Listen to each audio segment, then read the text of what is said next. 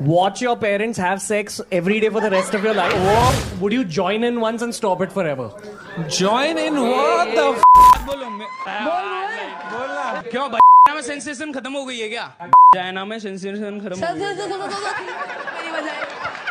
कभी ना देखी है माँ से निकलने के बाद জীবনে আমি একটা জিনিস বুঝেছি, তুমি যদি বড় কিছু হয়ে যাও বা তোমার যদি নাম ডাক প্রচুর হয়ে যায়, বা এখনকার ভাষায় যদি বলি তোমার ফেসবুক বলো, ইনস্টাগ্রাম বলো বা যে কোনো সোশ্যাল সাইট বা ইউটিউব, তোমার যদি মিলিয়ন মিলিয়ন ফলোয়ার্স হয়ে যায়, সাবস্ক্রাইবার হয়ে যায়, তাহলে তোমার উপরে কতটা দায়িত্ব বা কতটা যে হচ্ছে মানে নিজের কে হচ্ছে মানে সমঝোতভাবে রাখতে হয়, ভেবেচিন্তে কথা বলতে হয়, তা আজকের দেশে এই ঘটনা না ঘটলে সত্যি বুঝতে পারতাম না, বিশ্বাস করো।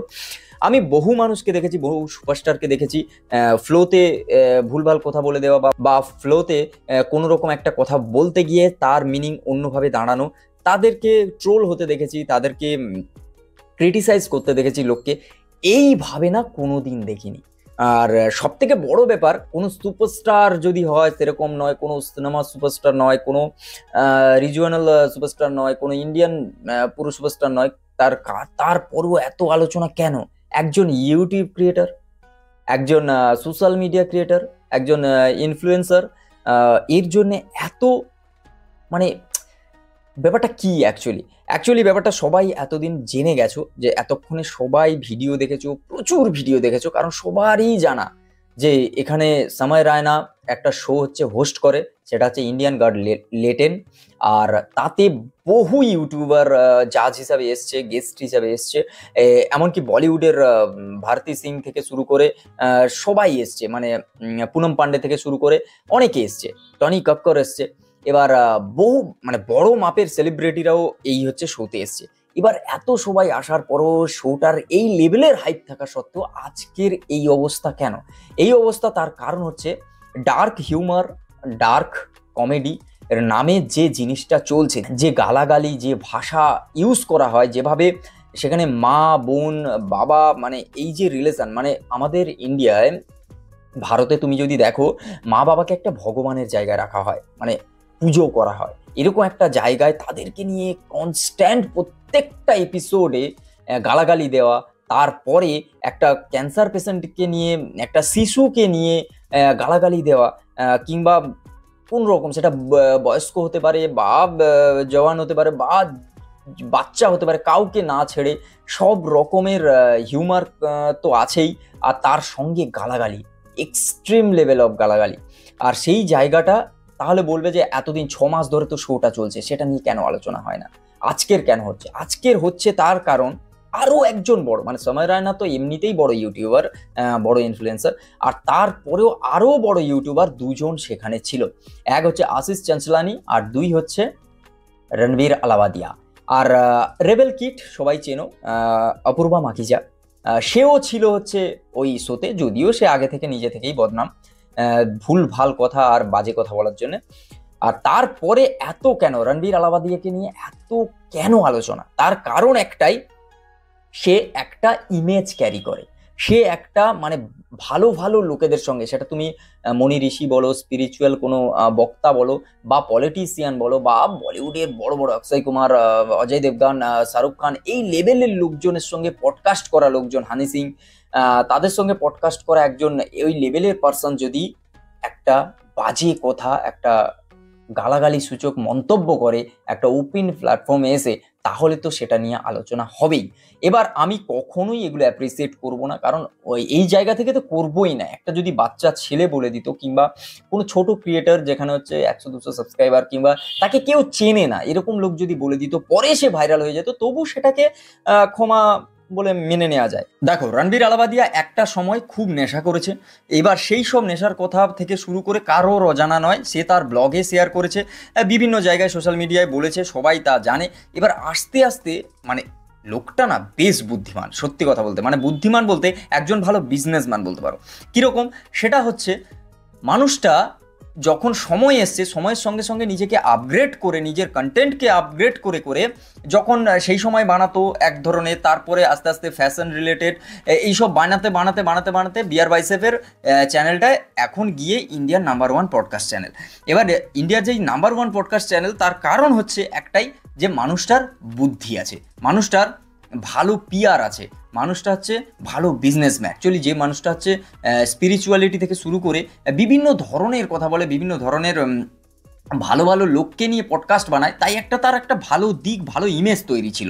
এবার সেই জায়গায় সেই মানুষ যদি কোনো একটা কমেডি শো যেখানে এই ধরনের হিউমার থাকে বা যে ভালগারিটিটা থাকে, সেখানে এসে নিজের সেই ফ্লোতে যখন হচ্ছে একটা কথা বাজে কমেন্ট বা বাজে জঘন্য কথা বলে দেয়, তখন না মানুষের গিয়ে একেবারে মাথায় লাগে, আর সেই জিনিসটা কোথাও গিয়ে মানুষ নিতে পারে না।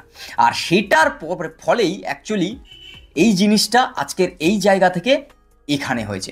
এবার আমার কাছে কোশ্চেন হচ্ছে, ঠিক আছে, ভালোর দিকে ভালো থাকো, খারাপের দিকে খারাপ, সেটাকে প্রতিবাদ করো, কিন্তু দেশে কি মানে আর কোনো সমস্যা নেই? মানে দেশে সব সমস্যার সমাধান হয়ে গেছে? দেশে সব সমস্যা একেবারে মানে কি বলা যায়, আমরা ফ্রেশ অক্সিজেন পাচ্ছি, আমরা হচ্ছে রাস্তাঘাটে কোনো রকম কোনো আর নোংরা আবর্জনা দেখতে পাচ্ছি না, আমরা সমাজের নোংরা যত আবর্জনা আছে দূর করে দিয়েছি, আমরা যে দিন দিন যেভাবে হচ্ছে মার্ডার বাড়ছে, দিন দিন যেভাবে রেপ বাড়ছে, ব্রুটাল মার্ডার হচ্ছে, সেগুলো সব কিন্তু সব সলভ হয়ে গেছে। এই যে দেশে এত কেস চলছে, সব সলভ হয়ে গেছে। এই যে পশ্চিমবঙ্গে এত বেকার বসে আছে, নিট এক্সামের মতো একটা এত ভালো একটা মানে কি বলা যায়, একটা কনফিডেন্সিয়াল একটা ভালো হচ্ছে এত বড় মাপের এক্সাম, সেটাও হচ্ছে কোশ্চেন পেপার লিক হয়ে যাচ্ছে, সেগুলো নিয়ে এদেরকে দেখা যায় না। একটা ইউটিউবার কোথাও গিয়ে, একজন সোশ্যাল মিডিয়া পার্সন, সেখানে গিয়ে হচ্ছে তার ভালো ইমেজ ক্যারি করা একজন লোক একটা মুখ দিয়ে জঘন্য থেকে জঘন্যতর কথা বলে দিয়েছে, তার জন্য তার ফটোকে নিয়ে হচ্ছে রাস্তায় বেরিয়ে আগুন ধরানো হচ্ছে, ফটোর উপরে পা রাখা হচ্ছে, এই সব জিনিস নিয়ে হচ্ছে। এই জিনিসটা হোক, কিন্তু এক্সট্রিম লেভেল বাড়াবাড়ি হচ্ছে না। দেখো জিনিসটা, আমি সোশ্যাল মিডিয়া স্ক্রল করতে করতে একটা জিনিস বুঝলাম, আমি বুঝতে পারছিলাম না যে ইন্ডিয়ান গড লিটেনকে বন্ধ করা হচ্ছে শোটাকে, না হচ্ছে শোটাকে আবার পুনরায় প্রমোট করা হচ্ছে, যেটা পুরো দেশ প্রমোট করতে লেগে পড়েছে।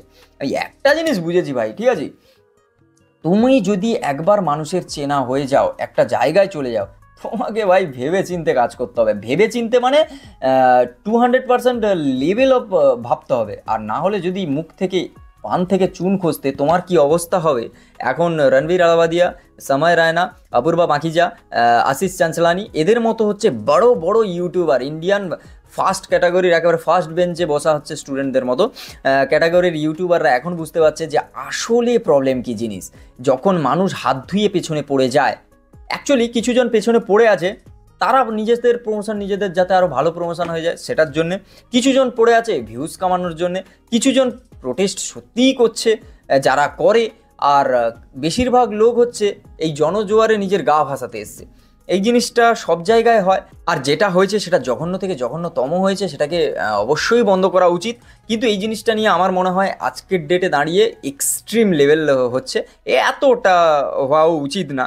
তবে দেখা যাক এই জিনিসটা কোথায় গিয়ে থামে, শুরুটা তো দেখে নিয়েছি, আর এখন যে জায়গায় চলছে, বাংলাদেশের ঘটনাটাও মনে হয় এতটা ভাইরাল হয়নি, যেভাবে দেশ জুড়ে একজন ইউটিউবার কোনো শোতে এসে যে গালাগালি মন্তব্য করেছে সেটা নিয়ে যা হচ্ছে, আমি তো বুঝলাম হয়তো দেশের সব প্রবলেম সলভ হয়ে গেছে, এটাই একমাত্র প্রবলেম যেটা হচ্ছে সলভ হতে বাকি আছে, যেটা সবাই উঠে পড়ে লাগার চেষ্টা করেছে যাতে হচ্ছে এটা সলভ হয়ে যায়।